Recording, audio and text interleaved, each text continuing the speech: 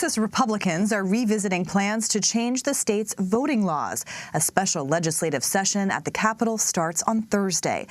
In May, Texas House Democrats blocked a controversial voting measure known as SB 7 by staging a walkout. In a statement announcing the new special session, Republican Governor Greg Abbott said, quote, "We have unfinished business." For more on this, let's bring in the Texas Tribune's politics reporter, James Barragán. James, thank you for being here. So what is exactly on this agenda for the special session? Well, the agenda was just announced today, and one of the top issues is the elections bill, which will be returning after it was blocked by Texas Democrats. A couple of other issues have been added to the agenda as well. There's border security. Our government is pushing to build a state-funded border wall. There's also a ban on trans youth playing sports for schools.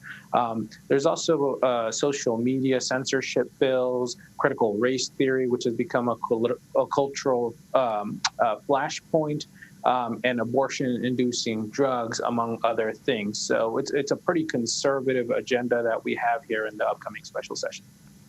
It's interesting to hear those topics because those are topics that are becoming real animating issues among the base of the Republican Party across the country. So interesting to see, how they'll play out in Texas specifically. I do want to focus, though, on this voting bill, SB 7, and lawmakers are set up to debate that vote. Are there differences between what we're likely to see in this upcoming version of the bill? Are there any differences between this one and the one that Democrats were able to kill, essentially, in May?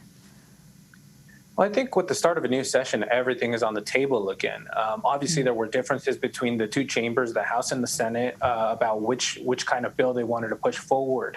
The Senate's version, I think, was a little bit more restrictive, while the House one was a little bit less so. But in the end, it all got sort of mixed up because it was all done in a conference committee, which is sort of done behind closed doors. There's not a lot of public access to it. There's no witnesses. There's no reporters there.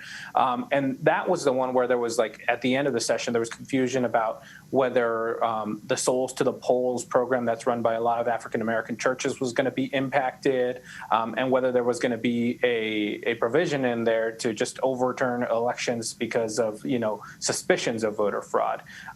So those things now, the Senate leader, Lieutenant Governor Dan Patrick, is saying they were not added by the Senate, even though it's still unclear, but the Lieutenant Governor is saying that was not added by the Senate and will not be part of the bill in the special. I guess that's the only thing we know. There are still a bunch of other provisions that were in the bills, many different versions. So I guess we'll have to wait and see, but I think there's a lot on the table there. Certainly a lot of questions about what the details actually are. Of course, politics is hovering over all of this, and Governor Abbott is up for re-election. He's facing an upcoming Republican primary. Can you kind of describe the pressures that he's under right now? I think that's a great point. I think that's why we have such a conservative agenda for this session, particularly with the issue of the border wall and border security.